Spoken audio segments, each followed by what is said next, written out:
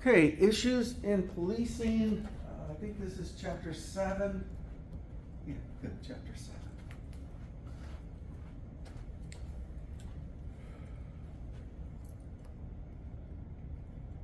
Okay, so who are the police? Who are they?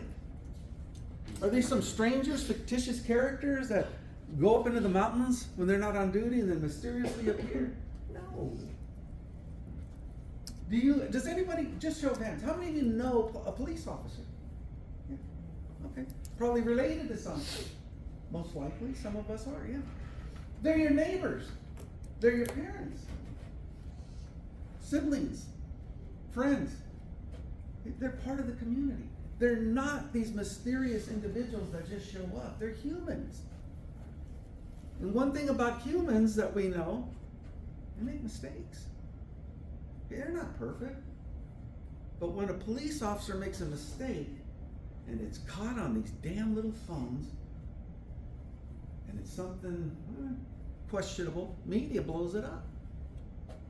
When's the last time you saw on television, on any news network, something positive that any police agency was doing, or specifically a police officer was doing? So it gives the impression they're not doing anything positive, anything noteworthy, until they screw up. And then they get beat down. Sometimes it's justified. Okay, I'm not going to sit here and defend all the mistakes they've made. Some of them are inexcusable. Okay, but that doesn't mean that all officers are cut from the same cloth. That's not true. 32% departments have some college requirement. So if you're sitting here today because you want to be a law enforcement officer somewhere, look into the agency you're interested in, see what their requirements are. 23% require a minimum of a 2-year degree. I didn't know it was that high. 2% local police departments require a 4-year degree. And it just depends on the position. Really, it depends on the position. Regular entry-level police officers, there is no college requirement. Most departments. Okay, there's a couple that have an exception. Most police departments recognize that college education. That says most. I'd even go on a limb and say all. Because I've sat down with a lot of different agencies. Chiefs, wardens, and above. And without fail, if these candidates are equal in all the qualifications, one has a degree and one doesn't, we're going to go with the candidate that has a degree. All else being equal. Okay.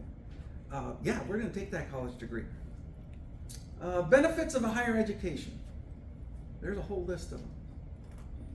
They just make better officers. That doesn't mean that, again, that it's absolute. That a candidate that has a degree is going to be a better officer than one that doesn't. Okay, that's not true. But the odds are in the favor of an officer that does have a degree. They put in the work. Okay, and I've sat on hiring boards doing the interviews, hundreds and hundreds of interviews. And when I get a candidate coming in and telling me that they graduated high school and did well, participated in sports and other activities, went on to college, 2 years got their degree, 2 more years got their bachelor's.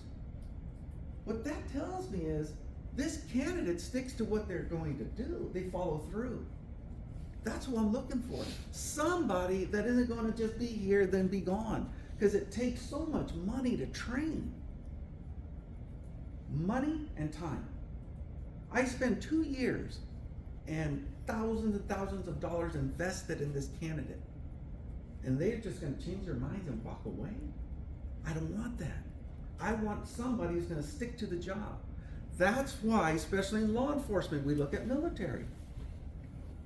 Military, they've already been drilled. They've already been trained. They're easier to mold. They know how to take orders and get the job done. That's why you look at law enforcement, you see a lot of ex-military. It's just a natural transition. That doesn't mean you have to be. My brother was military, I was not. I got hired a year before he did, but he promoted higher than I did. Okay, I had a college education, he did not. Okay, but we're very equal in every other area. He doesn't take orders for beans. Really, he's something else. I take orders better than he does, and that's not saying much. Okay, we're both pretty radical. We speak our minds and we get in a lot of trouble. We're not yes men. Okay, you've heard that term, right? The yes guy? They just go along with the flow. No. If that's what you want, you don't want me. I'll start trouble. If I don't agree with something, I'm gonna let you know. Fortunately, I've worked with people that appreciate that quality. Only one time I worked for an employer that didn't like that, and they let me know. I spent 3 years on graveyard for speaking my mind. Yeah, that wasn't a good situation. But I learned a lesson. Keep my mouth shut after a while. Very important lesson. Minorities in policing. We'd love to see more minorities in policing. This says Spanish speakers. Any second language is highly sought after. Because our communities are so diverse. We can't just have all white, all black, all brown, or all whatever other color. It doesn't work.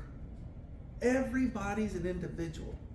And you need those individuals because they understand the cultures. Okay, they really do.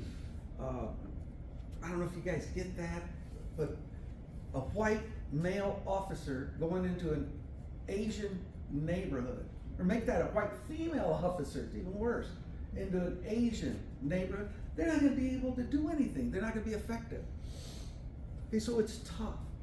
And it's only tough to break that barrier, that initial, to make that contact, start working on the trust. Once you have that, yeah, then you can introduce other officers.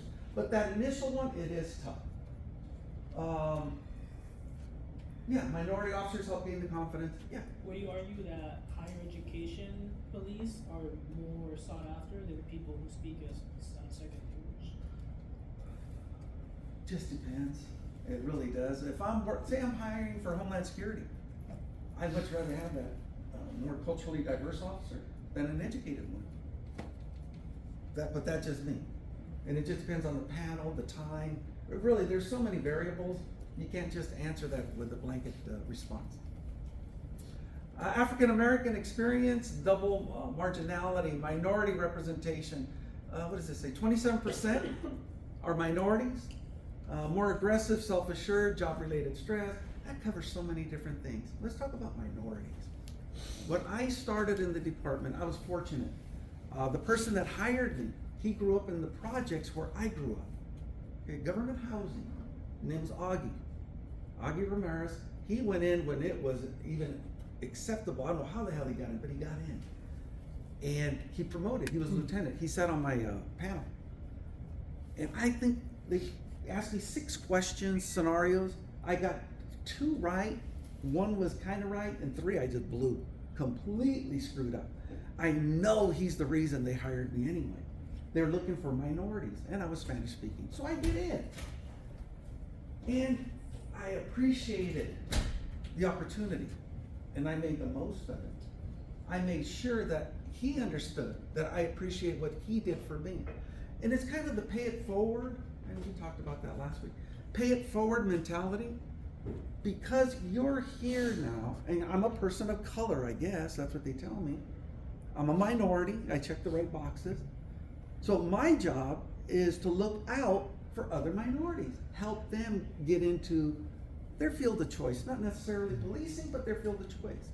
I agree with that to a point. Okay, I'm not gonna help, I like using the word dump trucks. You guys know what I mean when I say a dump truck? Maybe. Somebody that doesn't put in the effort. They think they have something coming. Just because our last names end with Z, and our skin's match. Nah, it don't work that way. You gotta show me you want this. Okay, and if you want this, and you're gonna put in that effort, then I'm gonna help you get it. But then again, I'll also extend that offer to the next person. Really, I don't give a damn what color you are. As long as you want to do the job, I want to help you. But supposedly, I have to help the minorities. I think I just try to help everybody. Okay, that's just my mentality. Hiring agencies don't think that way, so get that one straight.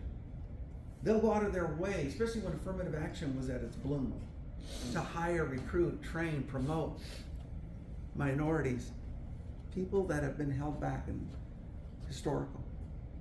That ain't cool. I'm not gonna hire somebody just because of the color of their skin over somebody who's a much better candidate. Just touch on that. That's how I got in the military. Because when I told you I went to jail when I was 18, they hired me and they said it's better for you to get in. I had to write a whole essay and they Get said in because now. you're black, Yeah. right now it's perfect time to get in. You're gonna get that everywhere you go. You're well spoken. You're a decent guy. You're sharp. You're military, and then you're black on top of it. You're in shape. Man, you can write your own ticket. You really can. I had a guy similar to you. He came from Atlanta. I was teaching up north. This kid was awesome. He happened to be black, but he was awesome just because of who he was. I had recruiters coming in, giving them applications in class. Come with us. We'll hire you. We'll hire you. They were drooling after this kid. You've probably seen that too. Which screwed him up. He was in the academy. Actually, I had him in my academy. Screwed him up. He was from Atlanta. When we did his background, he had a freaking warrant out.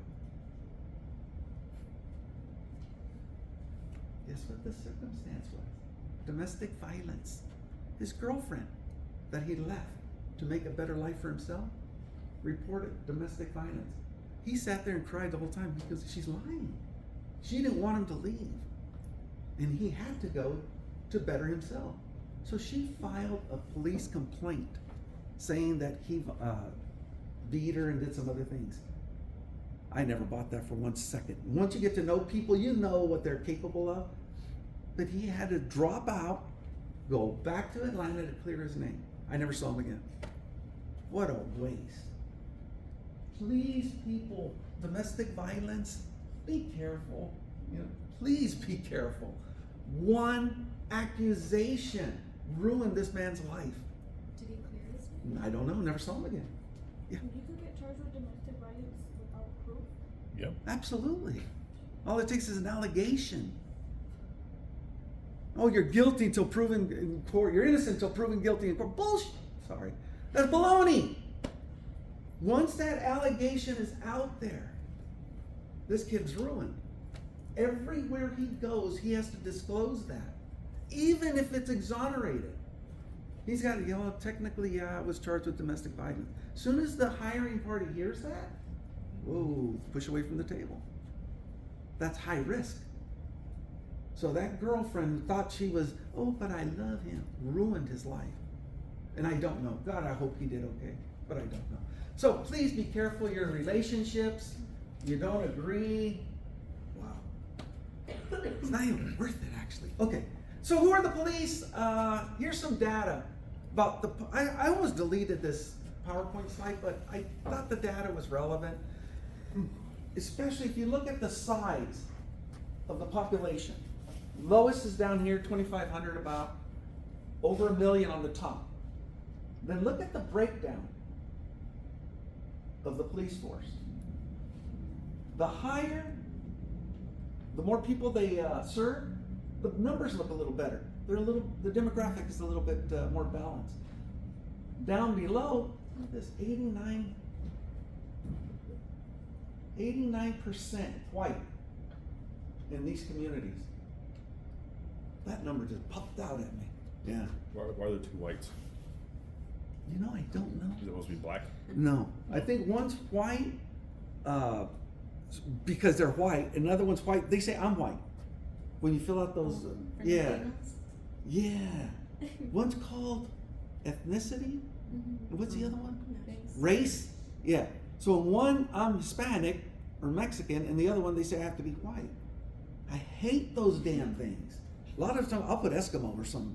I just don't care about that. But that's why they do it. Yeah.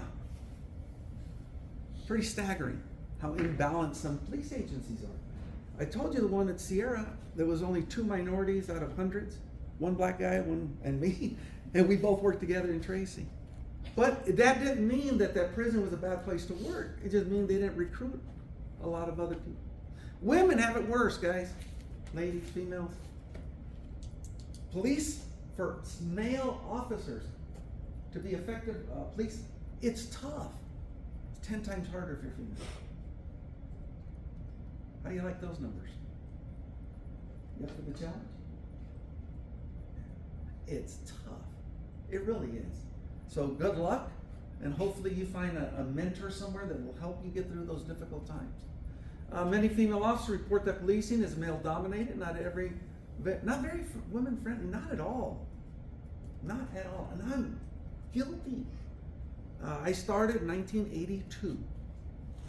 Women officers, I think we had like 2 or 3. They had to stay outside the wall. They could only work in the towers and in visiting. Oh, main control also. Okay, so they were restricted. But 1986, 85, 86, I remember getting a memo, we put them in the housing units, and it said, all officers are to refrain from publicly displaying female nudity. Penthouse, Playboy, they were everywhere, because inmates used to get all those magazines. Yeah, I know, jaw drop, hit the floor. Of course, the officer station, you walk in and it was all pin-ups, everywhere. And I remember reading that memo. Oh, and we couldn't cuss. Really? I can't say this, and they got to take down my artwork?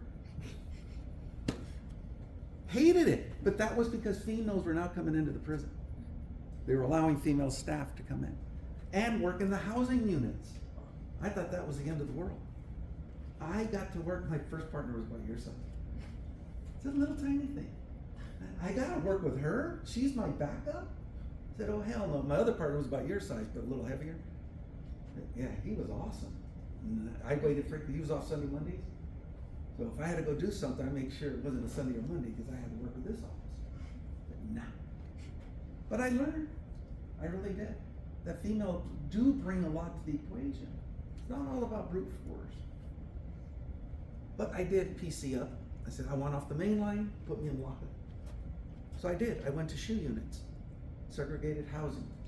I went into SHU, because in SHU, you strip inmates out routinely. And because of that, females weren't allowed to work in SHU. Thought it was a great place to be. That took about 1.5 years. Women were not allowed to work in SHU. I couldn't outrun them. So I had to join them. I said, okay, tell me what this girl's all about. You know, why is it that we're hiring these women? And it took me a few years, but I did learn. And I do accept them. And they're awesome. They do fantastic work. No, I'm not going to let them take lead for a cell extraction. But there's a lot of other things they can do. Okay, so it takes a while, breaking those barriers. It's difficult. And not all these dinosaur officers are so willing to accept change. They've never done it like that. Why do we have to change now? Then they hate the females even more. It's because of them. They're the enemy. And it shouldn't be like that. Okay? So, but you might see some of that influence depending on where you go. 6 core beliefs are viewed as being as the heart of the police culture. This is important. Police are the only real crime fighters. How many of you believe that? Good, because that's BS. They really aren't. No one else understands. I used to believe that one. Loyalty to colleagues above everything else. Yeah. The war against crime cannot be won without bending the rules. Members of the police are basically unsupportive and unreasonably demanding. And patrol work is the pits. Okay, good. None of those is true. Now. Used to be. Had to bend the rules. And I did some things I'm not proud of, but I can't repeat because I'm recording. But it was some pretty stupid things. Loyalty to colleagues. You would my partners did some crazy, and my job was supposedly to report that and stop them. And I didn't do that. The thin blue line, it's true. There is a lot of loyalty. Same thing with military guys. These are your partners. You got to put all your faith in them. They got your back, or your 6, and you got theirs. It's really that tight. And when you go to war with somebody, whether it's a real war with military guys go through, or war, like battling these riots like I did with my partners, my God, you get really close. Okay, and you do believe these things. But these can also be very damaging. So be careful. If you see these or you believe in this, please be careful. You can get hurt.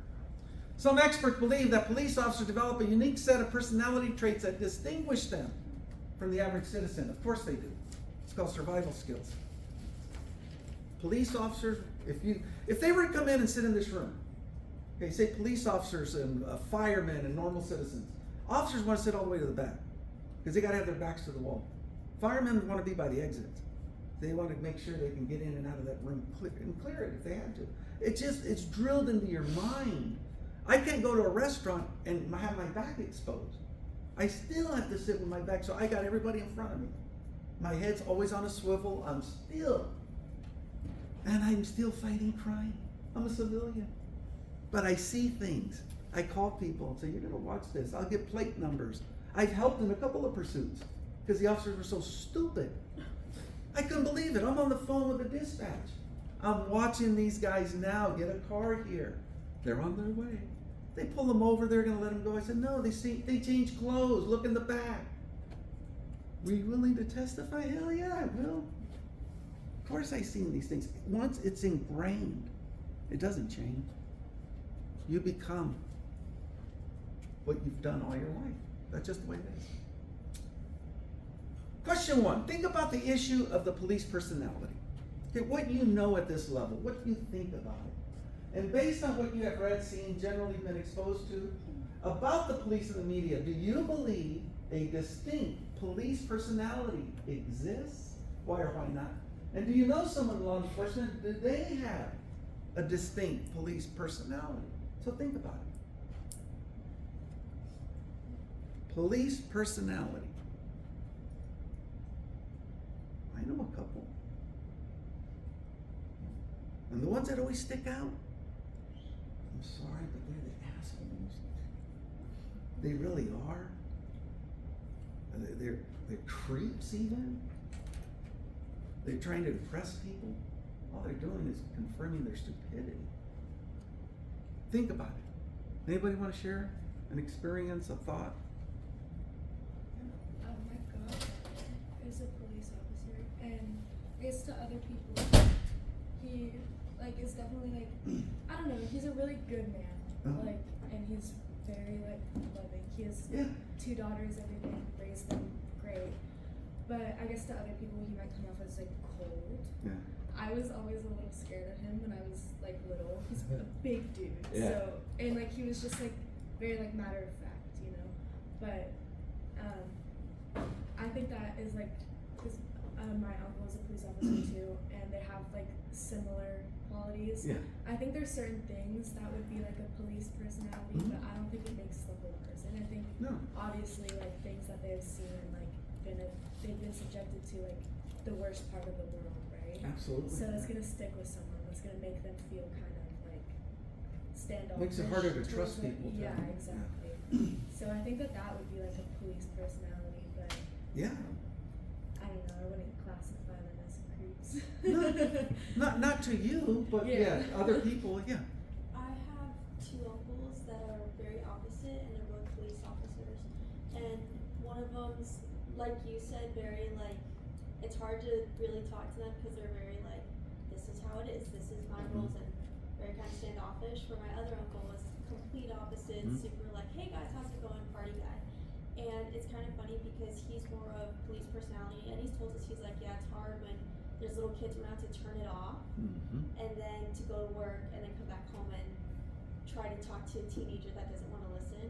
And that's the hard thing with our family is I'm kind of like you, where I will speak my mind, and I don't like being told what to do. So with him, I'm not the biggest fan of you. With my other uncle, who's Mr. Fun Uncle, is still on top, I'm oh, let's go do something There else. You go, yeah. So it's kind of, each person's different, I think.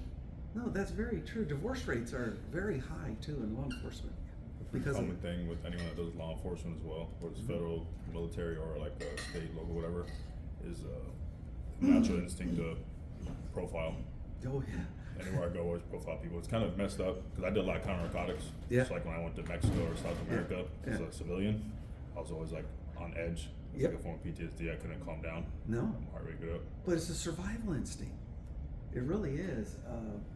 Doesn't make it right. Really, your one uncle that's okay, the other one same with you. That doesn't mean they're bad people. It's who they are. But you did say one thing I want to piggyback on, and that's turning it on and off. When you're on the job, and your life depends on your ability to assess a threat. It really does. And like myself, I'm engaging in the scum of our communities. These guys are bad people. They can't be trusted. So if I'm in there for 8 or 16 hours, if I'm doing a double, and these are the people I'm interacting with, I have to talk to them a certain way. Okay, I'm always giving orders. I don't ask. I tell them what to do, and I expect them to do it now, not when they have a minute. Okay? Then I got to shut that off. And I got 3 kids at home, and an ex-wife. That didn't work out too good. But now I got to remember, I'm not talking to an inmate, a criminal. I'm talking to a person, a child. And that is so hard to do.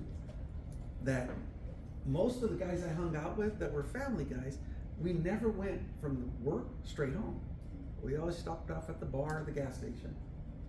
Got a little numb drinking, told our stories, decompressed, and then went home. I thought that would help. All it does make matters worse. Didn't know better. Yeah. Yeah, you just answered it. I'm sorry? I said you just answered it. I'm just gonna ask how you separated the two, like coming home to your family. You gotta Oh. be careful, because sometimes the wife's will be like, well, now you don't want to spend time with me, but I have to calm down and like get Yeah. out of my mode before Yeah. I come home, because I want to be disrespectful or say something out of pocket. So Yeah. But she was. I didn't want to spend time with her. I would do anything I could. I was a terrible guy. I really was. I don't blame her.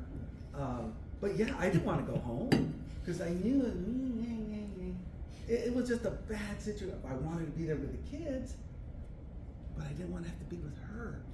See, so that wasn't going to work. And it didn't. And we ended up getting a divorce. That worked fine. But once I found who I was and what I was doing wrong, and I was by myself for a few years till I met my current wife. We're going on almost 30 years of marriage now. Still the same person, but yet I'm a different person. I had to go through those changes. When I teach at the academy, I love telling these cadets, hey, if you're married now or in a serious relationship, say goodbye. Because by the time we get done with you, and about 2 years in, 2 to 3, you're not going to be with that same person again because you change. No matter how much you're gonna say, no, I'll never change, I'll still be. Nah, it just happens. So get used to it. Okay, police styles. This is the one I wanted to talk about. Everybody approaches a situation differently. Some will use better judgment, discretion, given a specific scenario. Others are by the letter. And I believe I had my cops talk about that. Patrolling or policing, spirit of the law versus letter of the law type of deal. The crime fighter. God, I hate those officers. You're laughing. They think they're all that. They're Superman. I got this origin. All they gonna do is get people hurt. Okay, but they think they're all that. They're the superstar. They can do anything, anywhere. They're dangerous. The social agent. They want to understand everybody's problems. They won't make a decision that is going to be a negative impact on the victim or whoever the call, whatever that call is. They want to solve these problems. You're police. You're not there to solve problems. You want to be a social worker, and don't be a police officer. The law enforcer, he's the one that's going to be the letter of the law. You were doing 56 and a 55. You broke the law. Technically, yeah, you did. You entered the premises without permission, without authorization, whatever it is. They're going to nail you according to the letter of the law. They're going to enforce that law. Minimal discretion. I don't want you. Okay, I don't want that kind of person. I want somebody that can think on their feet and make decisions. And then the watchman, the observer. Reluctant to act. They just want to observe. They make great mall cops. Excellent mall cops. Put them in the mall. Let them observe everything that's going on and write a report. And they're happy with that. So think about these types of qualities. Where do you see yourself? If you were to be law enforcement in any agency, where do you see yourself? Which characteristic best describes you? Crime fighter? Social agent? Or maybe you are not up there. You're a blend of these things. And that's okay too. Just be aware that these are just typical personalities you're gonna see in any police agency. Okay, yeah. Which one were you? I think I was more, I hate to say it, the law enforcer. If I had to pick one, I'd say I was more stickler when it came down to letter of the law. Takes a while to get confident and to learn discretion. Yeah. That just made me think. Were you ever like did you ever have to be like a traffic cop? No. No. I worked in prisons, paroles, warrants, arrests, things like that. But thank God, not traffic. No. But I have to talk to parolees. You know, and you're going to violate the parole, send them back to prison because they stole something, or you busted them with drugs that they're trying to sell. Then you hear the story, and you're looking at these little kids sitting on the couch, snot nose, just sitting in diapers, and you know they don't have a means of income. And this guy, and you believe him that he's only doing. Are you gonna give him a break? Or are you gonna lock him up? Oh, you know, get rid of this shit. Find a job or help him get a damn job. Help them do something to further. It's sad. It really is. And you know, like I said, we're all human. When you pull on those right heartstrings, my weaknesses are children. Man, I see a child and my heart melts. And puppies. Anything to do with dogs? Oh, forget it. Yeah. I'm a sucker all day long. But it shouldn't be. Right? They violated the law. They broke a rule. I should be there to enforce it. And I said, I call it as a law enforcement. But yeah, given the circumstances, I used discretion. And I never got burned or in trouble for the decisions I made. Not even questioned on it. So that's pretty cool. What police style do you believe is represented most frequently? Okay, we'll move on. Discretion. This is huge, guys. Discretion. It's a simple word, but so hard to interpret and enforce. The use of personal decision-making and choice in carrying out operations in criminal justice. Most police officers use a high degree of personal discretion carrying out their daily tasks. Low visibility decision-making. You're going to make a call. Nobody else is aware of the decision you're making other than you and this person. So what are you going to do? Say traffic. You pulled somebody over. Maybe they're doing 70 in a 55. You get them on the side of the road, and you're sitting there. You're talking to them. The lady's sitting there in tears. Her baby's in the car seat crying. Another one's dressed in soccer clothes, and she's trying to get one to the soccer field, one to a doctor's appointment. And you believe her. Are you going to cite her? You could. Yeah, you very well could, but are you going to do it? And there's no right or wrong answer. If you say yes, then good. You're absolutely right. If you say no, you're absolutely right. That's discretion. Completely an individual decision and will not be questioned. It's your call. Factors that influence discretion: crime, victim, environment, department, peers, suspect behavior, and officer characteristics. Peers, wow. They could be your best resource and your most criticizing ally, because they're still your ally. But boy, I remember hearing some crap. The officer doing the stop. You're not by yourself. You got your partner sitting over here, and he's watching. He knows everything that's going on. He hears the crying. He sees you put your book away. Thank the driver and tell him to leave. And then as you're walking back to talk to him, they're looking at you going, weak. Yeah. You couldn't write her up, you're weak. They start labeling you. What are you going to do? Punch them? I've wanted to a couple times. But yeah, it's hard. It really is. But if the roles were reversed, he'd have probably done the same thing. But it's an opportunity.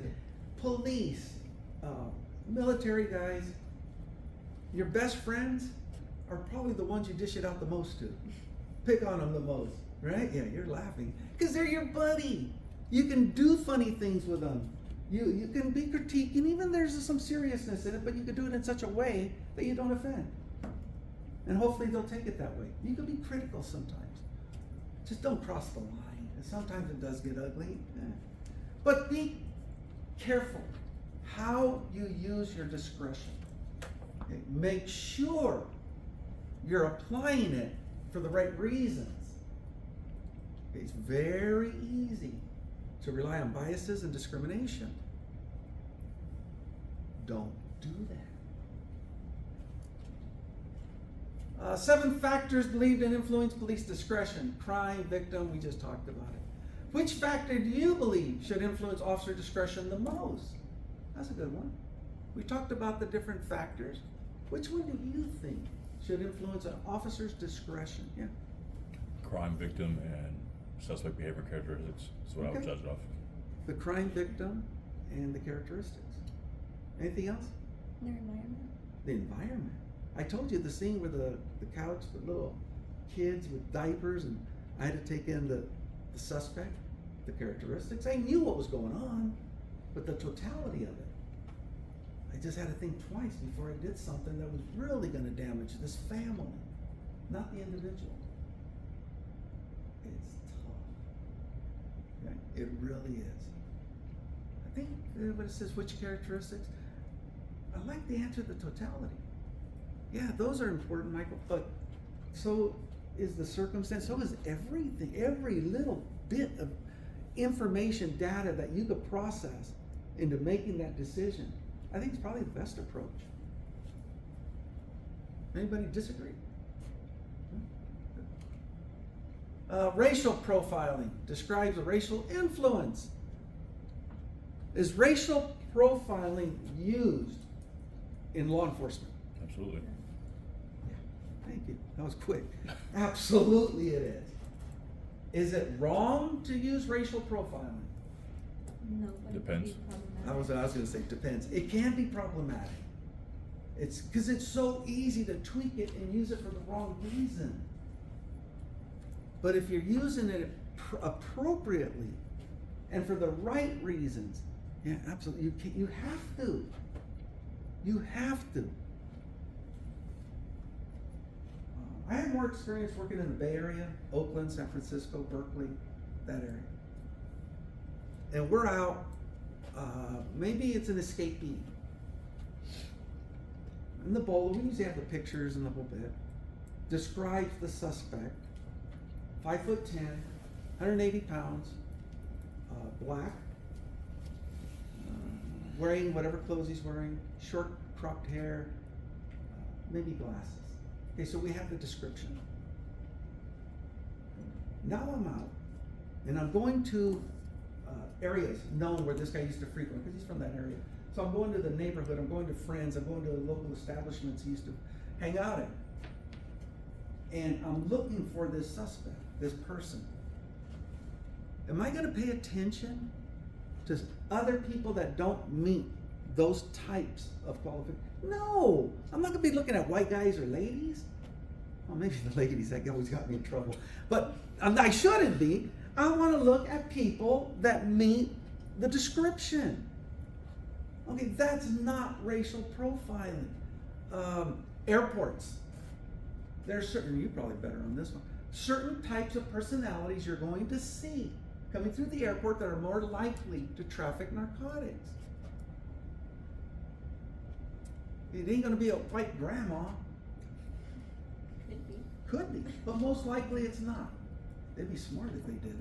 But it's going to be people coming probably from South America that look more like that. Usually 2 males traveling alone, not with a family, and there's certain qualifications. But pretty much we're still racially profiling. It's bad in the media. It makes bad publicity for a chief to stand up there and say, yeah, we do use racial profiling, to admit to it. But when in reality, every department absolutely does. They have to. It's when they misuse it that they get in trouble. Problems of policing: the role, ambiguity, social isolation, threat of danger, present working in the streets. The most significant negative impacts are stress, fatigue, violence, brutality, corruption. I told you I've only worked in one place where corruption was the norm, and that was San Quentin. Okay, San Quentin was, wow, weird. That was the norm. And it did cause me a lot of stress. It really did. But it was negative. I hated it. The people were awesome. The officers, they were awesome, people that I worked with. But it was still considered a negative environment. I go over to the other prison I ended up opening in '94, and I wanted to make sure when I opened my unit, because I was in charge of an entire unit, that I didn't have these issues. I wanted to be as transparent as possible in decision making. I wanted everyone to understand why I did what I did. And it was never based on race, religion, or anything else. So were your officers in San Quentin, were they cool, was just you, or just the, like, not the? Oh, they were all right. I was a sergeant there. Not the criminals there, just for you? Criminals are always the same. Yeah, so it's just. Yeah, really, it doesn't matter where you go. Criminals are usually not the problem. It's the staff. That's where the problems are, and especially the administration. But yeah, no, thanks for that one. But no, it's not the criminals. Stress, difficulties in maintaining relationships, yeah. Typically external, organizational, duty, or individual. And I think I've had every one of those. Stress. If you can identify where the stress is coming from, you can mitigate it. Make it go away. Minimize it. But if you're not willing to accept it and understand how it's working, it just escalates and it gets worse until it manifests itself into a physical ailment. That's true. I got a detached retina on the left eye from stress. Driving down the road and there's a hole in my dash, and I kept looking to see what the hell's going on, and just a big black hole right here. Every time I turned, it disappeared. I had to go to the doc and say, what the hell's going on? So they put the dye and cameras and all this crap, and they found that the retina was actually separated. And so when it would refract back, it caused this illusion that there was a hole there. I almost lost my job because of that one. That was 1990. That one happened. They were talking surgery. I ended up having just medical treatment, drops, and had to wear a patch for 3 months, I think. I'm a range master, and I got a patch on my. I didn't get a lot of confidence on my shooters on the line. Don't worry, I don't have a gun. I'm just telling you guys how to do it until I can get use of my left eye. But stress is real, and it took that episode to convince me to deal with what was going on, and I did. I got rid of my stress. That was the divorce. It worked out wonderful. But if you're ever faced and you think you're straight, you're going to see your body. Sometimes it's your stomach starts to cramp up. Okay, and you just can't get comfortable. Whatever it is, if it gets to the point where it's affecting you physically, you let it go too far. Fatigue. Let's see. Review policies, procedures, and practices. Assess how much of voice officers are given during their regular shift. How much your department actually benefits from the decisions you're making. Do they listen to you? Assess the level of fatigue officers are experiencing and review, recruit, and service training. This is more for like supervision. If I got officers, I'm burning them out, making them work doubles every other day, yeah, signs are going to start to show. Yeah, I can't do that. Even when we're short-staffed, I got to give them a break somehow. Review, recruit. Information is your best friend. Okay, know the law, know the policies better than your supervisor does. Definitely better than the community or inmates, whoever you're policing. You have to know the information. That gives you confidence, help you make your decisions. Brutality refers to actions such as abusive language, making threats, using force or coercion unnecessarily. prodding with nightsticks, stopping and searching people just to harass them. Evidence shows that only a small portion of officers are continually involved in this type of behavior. And as I'm reading that, I'm thinking of a couple guys that I know that work for me. I'm always getting complaints that these officers are heavy-handed. They're doing things they shouldn't be doing. I was a lieutenant at the time. So I got my sergeant in, and his name was Kevin. I go, hey Kevin, I'm hearing these things. And he goes, oh no, my cops would never do that. I bet him. You know, how much you want to make a bet? They did exactly what these inmates are telling us they did. He went out on a limb, says, no, they didn't do it. So I said, okay, call the officers in. What the hell is his name? Johnny Brown and Jimmy Erickson. Those are the two types. Excellent officers, but a little heavy-handed. Get them in the office. Well, Kevin goes, how are you going to get them to tell you the truth? I'm just going to ask them. I told him, okay guys, you're not going to get in any trouble, but I need to know if you did these things. So I repeated what the inmates said. They kind of, yeah, we did that. I said, okay, thank you. No consequences. They left. I thanked them. But it was a chance to get the sergeant to understand. Don't turn a blind eye. You gotta know your staff. You gotta know what these guys are capable of. Not to go fix it. Make it right with the inmate, and you gotta scold these cops. You can't be doing those kinds of things. Okay? Information, knowledge. You gotta know the people you work with. Corruption consists of legitimate discretion and proper reasons using illegal means to achieve appropriate goals. Two types, the meat eaters and the grass eaters. You guys ever heard these terms? Meat eaters and grass eaters? Yeah. Aggressively misuse police powers for personal gain by demanding bribes, threatening legal action, cooperating with criminals. They're aggressive out there. There was a program called The Shield with Vic Mackey. If you ever get the chance and you want to know more about meat eaters, based on a true story that happened in Rampart in the LA district. The stories come from there. These guys were dirty as hell, doing some really corrupt stuff, aggressively. Grass eaters accept payoffs when their everyday duties place them in a position to be solicited by the public. And a payoff can be as simple as a breakfast, donuts and coffee.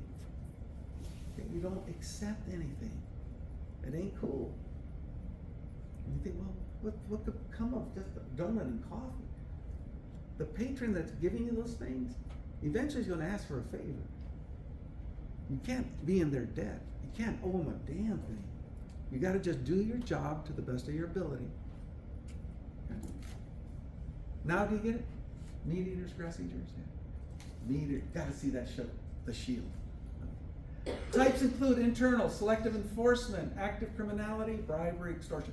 These are absolute, there's no question.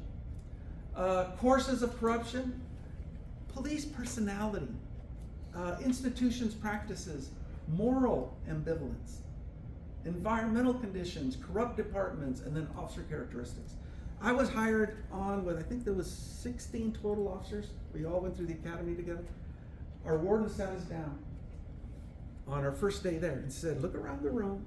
There's 16 of you here. Those 2 of you are going to die within 10 years. Those 1 of you is going to go through the academy, come back and be a dirty cop. And he went on and kept telling us, right? Everything that man said came true. One guy turned out to be as dirty as hell. I never would have believed it. He's bringing drugs into inmates. Couldn't believe it. He was doing it. Him and his brother. His brother was a cook, and this guy was a cop. They were both bringing drugs in. Know the people you work with. Ask questions. Don't be afraid to ask questions if you think something's up. And the last thing you got to do, and the hardest thing to do, is to report it. Make sure you report it up the chain, whatever the policy or procedure calls for. But you have to. So, do you believe violence, corruption, policing are a problem in your neighborhood? How frequently are incidents of violence and/or corruption and policing represented in the media? And what types of controlling corruption are discussed?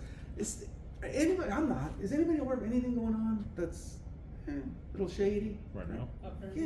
Apparently New York, the New York police is kind of being corrupt, but I didn't read much about it. That's the norm in New York. The mob. I don't know. I just watch these shows. They always paint them as being dirty ass cops. Did you have something, Kurt? No, I thought you were gonna Oh. say. No. No, okay. I just wanna make sure I didn't miss anything over here. No, I'm not aware of anything going on right now that's corrupt. And that's nice to say, cause if there was something, the media would be the first ones to tell you. Okay, so. That's all they tell them. That's all they tell. Negative. Yeah, I don't want to watch it. How do you control corruption? I forget which officer it was. You know what? It wasn't these two. It's the one that came last semester.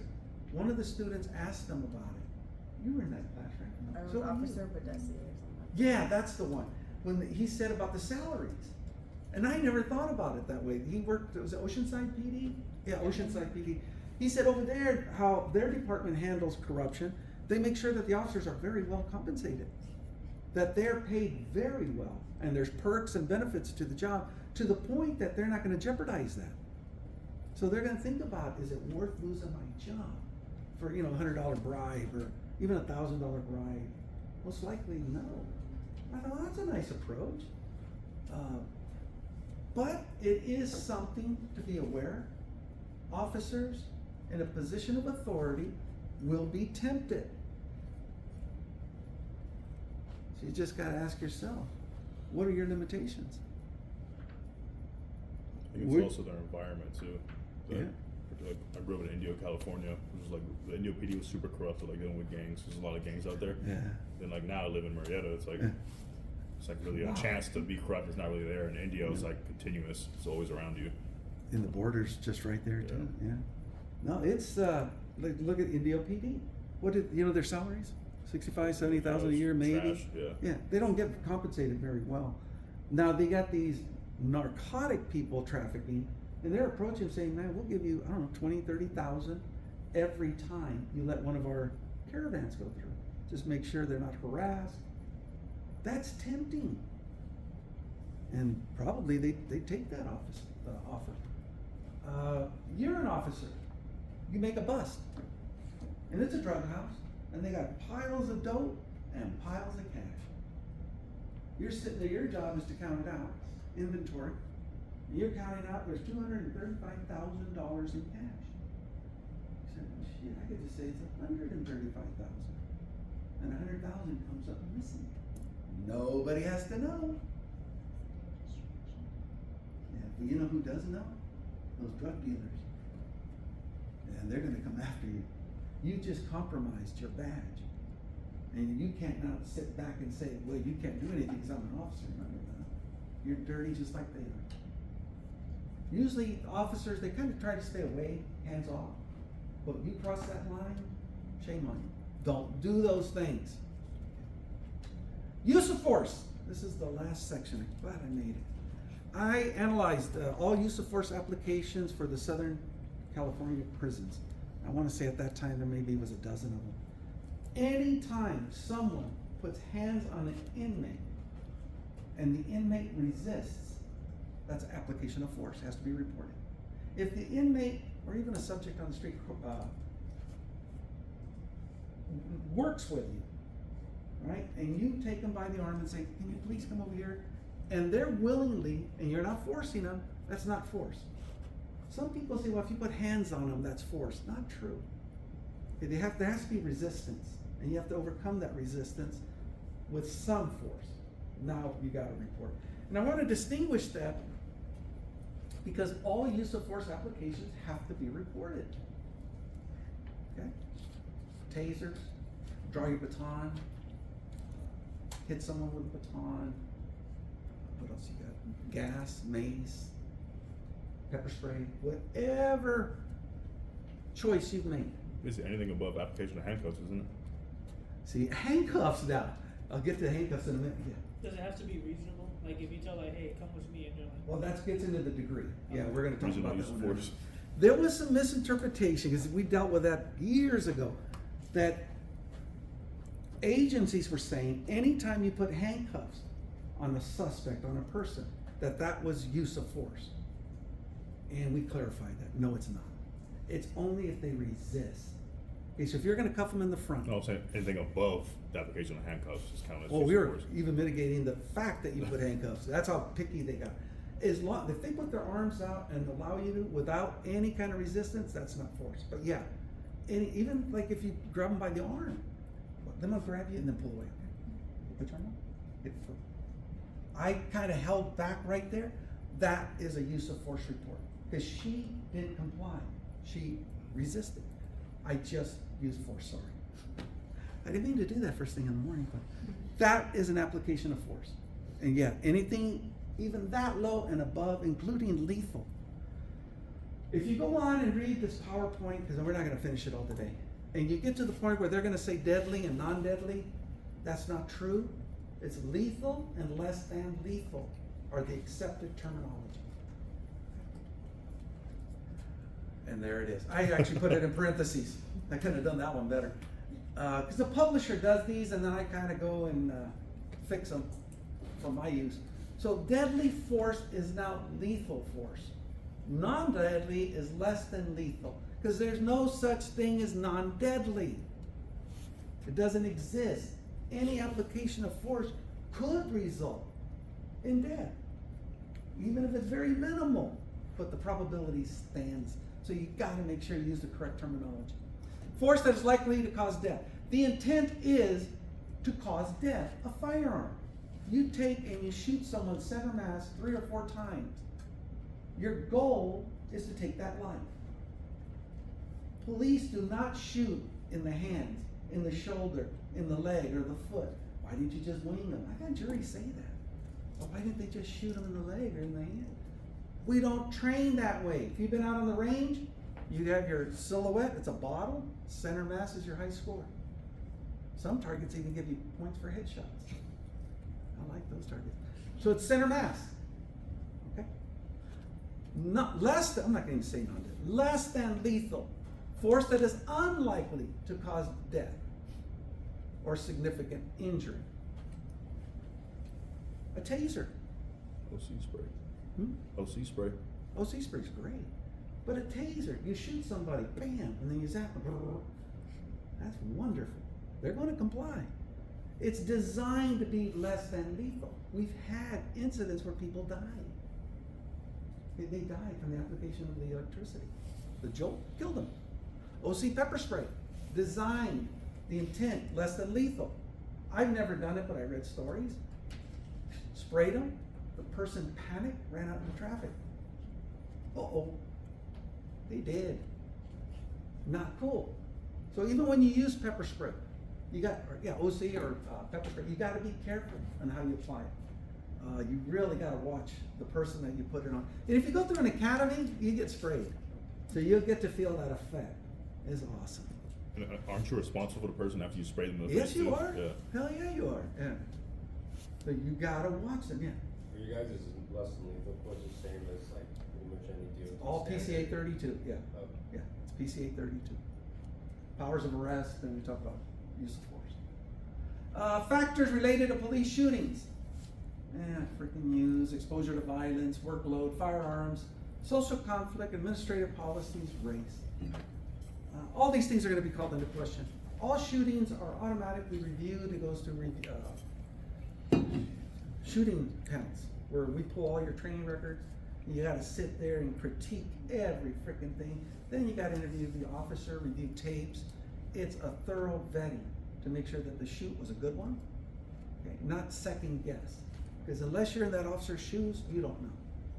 You got to be real careful if you guys ever do those. Controlling deadly force. One of the most difficult problems that undermined the control of deadly force was the continued use of the fleeing felon rule, no longer in effect.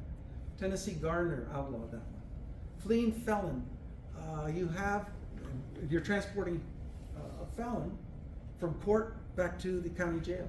Somehow they get loose and they're running away from you. Draw your weapon and bam, shoot them in the back. Fleeing felon rule. Previous to Gardner, 1985, that was allowed. After Gardner, no more. And it's not right. If you don't know Gardner, please check that case out. It's really interesting. Individual state jurisdiction still controls police shooting. Some states adopted statutory policies that restrict police use of violence, internal review, police making, and a whole bunch of other good stuff. All use of force is going to be reviewed. It's going to be critiqued. from the minimal where someone just resisted being restrained to the application of deadly force. Every level, it's called the continuum, is going to come under review. So just be ready for it. Nobody's telling you you did something wrong. You just have to justify your actions. And here's the continuum. From the least level, from verbal commands, stop, come here, I need to talk to you, whatever it is, to deadly force or lethal force. This is the continuum. It used to be thought that it was just one way, where you start at the lowest level and escalate it accordingly. Now it goes both ways. You see the arrows going up and down. So if you have a situation that escalates and you have to use force, but then it de-escalates, it comes back down, your application of force needs to be reasonable, Frank. Needs to be reasonable according to the actions. You don't dictate, as an officer, where the force is going to go or how it's going to be used. The suspect does. They tell you, oh boy, I'm not going to listen to you. So you may have to use physical force. You may have to restrain them. But once they comply, you stop. You don't continue to use force. Why don't you just punch them? Yeah. No, you don't punch them. You restrain. Officers aren't trained to get into fights. I mean, some do, but it's not like a one-on-one deal. You're trained good Krav Maga, right? Something wrestling to get them to the ground. You want to take them to the ground where you can control them, restrain them. You don't want to hurt them. Really, you don't. Sometimes that just happens. And it's worse when they punch you. Now you're pissed. You want some payback. But you can't. Don't do that, because that's wrong. I've had an inmate hit my partner, Gilbert. Knocked his ass out, right? Bam! And Gilbert boom, hit the ground. Turns around, looks at me, and I thought, oh boy, here we go. He turns around, puts his hands behind his back. I said, you rotten bastard. I couldn't even hit him. I couldn't do anything. I had to put the cuffs on him. Walked him out. Then my other partners had to come get Gilbert. He was still passed out. He got a good punch. Now the sad thing is, my partner Gilbert, he started it. He wanted to hit this inmate. He wanted him to start a fight. It didn't end well for him. Boy, he never lived that one. Okay, non-deadly force can range from the use of handcuffs. It doesn't matter. Anything that's not a firearm or a knife. We don't use knives. Police don't carry switchblades and say, okay, come on, put the cuffs on. Don't happen that way. Yeah.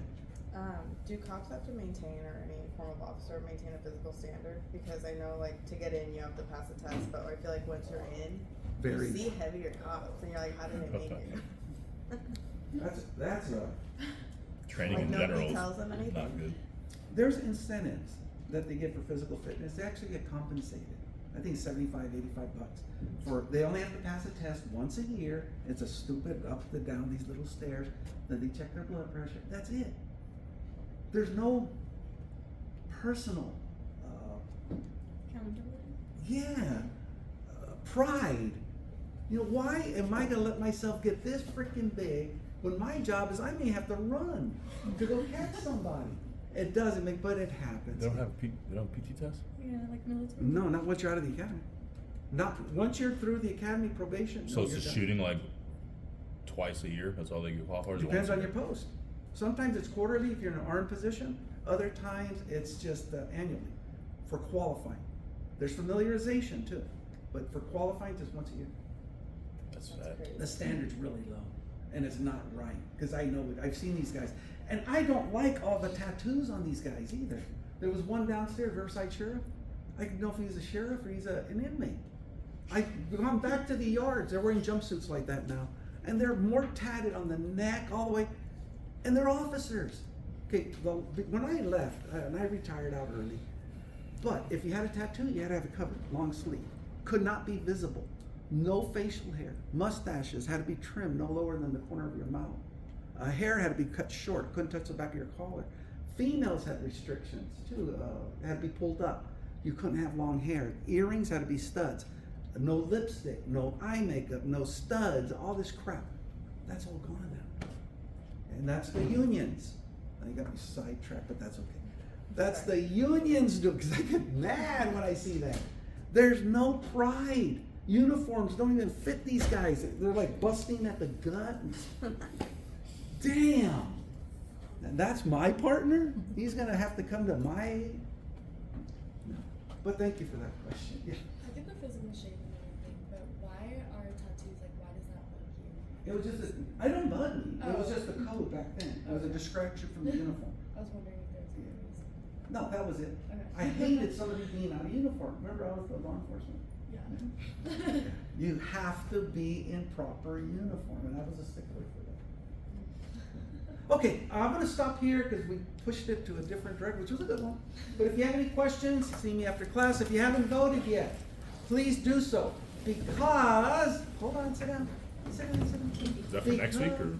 It's gonna be, well, I don't know yet. I might have to go online. I was hoping we were gonna be a little bit more online.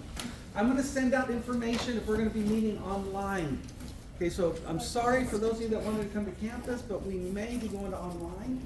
Either way, please vote before you leave or as you leave. Let me know how you feel. Is Okay? this like for the rest of the semester? No, just for the next couple of weeks. Oh. Thank you. Just for the next couple of weeks. Yeah, would you rather come to campus or be online?